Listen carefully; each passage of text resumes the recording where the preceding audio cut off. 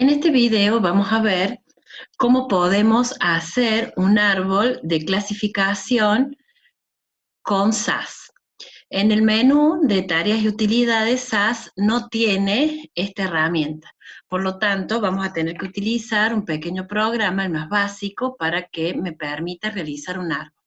El procedimiento que lo hace es el HP Split y le tenemos que decir que nos diga de dónde va a tomar los datos. En este caso, mi base de datos está en la librería árbol y se llama riesgo 3.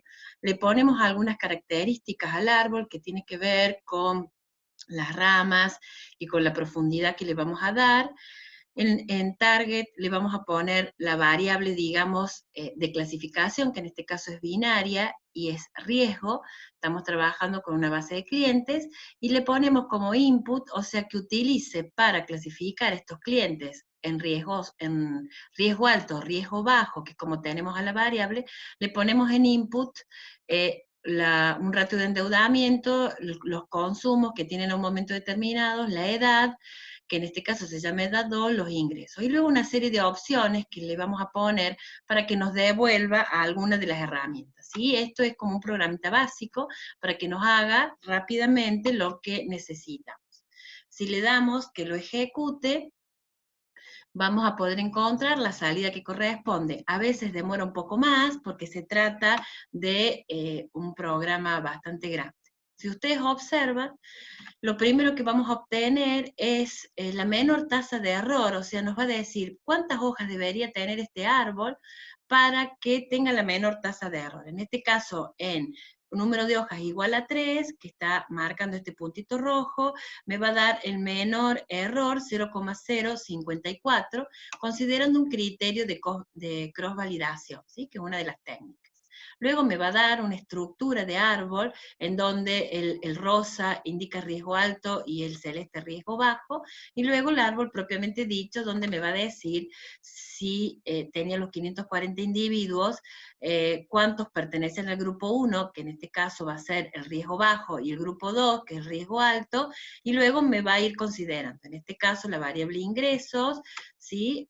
Fue la primera división, y luego la variable consumo, la segunda división, ¿sí? Donde vemos que nos ha quedado un grupo bastante grande para este ejemplo en particular, que es una base hipotética. Y luego nos va a decir, a través de estas herramientas de sensibilidad y especificidad, y dando la tasa de error, como tenemos acá, nos va a ir diciendo otra información, ¿no?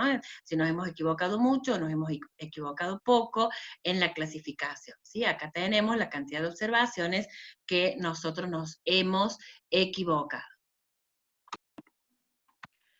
También podemos pedirle a SAS que procese el mismo prox HP Split para hacer un árbol de clasificación, ¿sí? En este sentido, lo que nosotros vamos a tener que hacer es importar la base de datos, como hacemos siempre.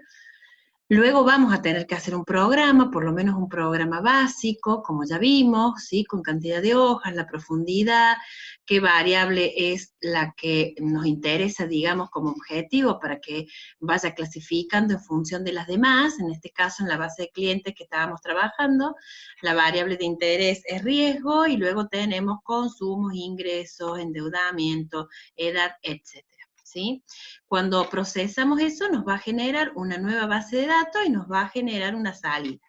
En la salida tiene algunas explicaciones, yo no he podido generar el árbol, pero con la base de datos que nos ha generado acá, tenemos todas las reglas de decisión, ¿sí? Entonces ahí vamos teniendo respecto si la variable ingreso es menor que un determinado valor, qué es lo que pasa, si es mayor, qué es lo que sucede, o sea, va haciendo distintas clasificaciones de grupos en función entonces de las variables que podríamos considerar.